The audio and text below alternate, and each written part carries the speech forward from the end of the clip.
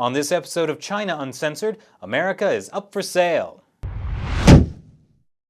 Hi, welcome to China Uncensored. I'm Chris Chappell. Now, for years, people have been saying China isn't ready for democracy. But if the US keeps supporting China's brutal Communist Party with our businesses, jobs, and money, China will end up with more freedom.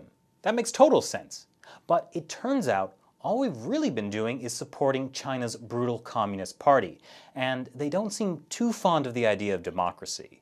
The US owes China $1.17 trillion, pays about $100 million a day in interest on that, and according to the US Census Bureau, in 2012, the US had a $300 billion trade deficit with China, the largest trade deficit any country ever has had ever in history. Now, while this might scare some people, the US has a few tricks up its sleeves.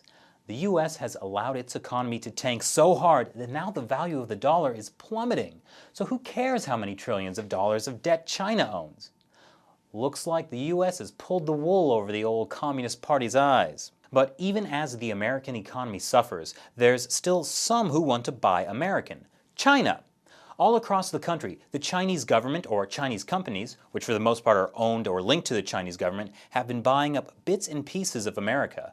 Real estate, infrastructure, businesses, homes, farmland, natural resources, oil. According to the Rhodium Group, an investment monitoring company that focuses on China, in 2012, Chinese investment in the US was $6.5 billion, whereas in 2009 it was only $1.9 billion, and before that it wasn't even a billion. So where exactly is this money going? Well, some people are concerned that Sinomac, which the Chinese government owns most of, is trying to establish special economic zones, just like they have in China, right in the middle of America. Shenzhen was just a tiny fishing village in the 70s before it was designated a special economic zone. And look at the workers' paradise it's become now. I mean, America's very own Shenzhen. Who wouldn't want that? Here's another one. In May of 2012, Sino-Michigan Properties LLC bought up 200 acres of land near the town of Milan, Michigan. But come on, it's not like they're going to build a Chinese city in the middle of America, right?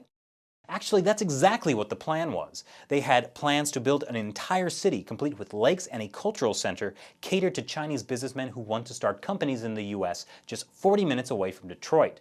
It hit a little snag when they found out it wasn't legally possible to bring in that many Chinese immigrants and still be profitable with current immigration laws. Then there's the China Ocean Shipping Company that owns vital ports on both coasts, which you'd think if US citizens can now be sentenced to indefinite detention without trial under the National Defense Authorization Act, the US government would give at least equal weight to a possible conflict of interest that could be created by a communist country that flouts the rule of law owning vital ports. The problem is very little reporting is done about these topics, so it's really hard to know what the latest developments are. But is there a real threat? Well, the US Congress apparently thinks Chinese companies could present a huge threat. In October 2012, a US House Intelligence Committee found that Chinese telecommunication companies Huawei and ZTE operations in the US were a, quote, threat to national security interests. Of course, that didn't stop China's largest auto parts maker from buying US A123 systems in January. They make electronic car batteries and had a couple of big military contracts.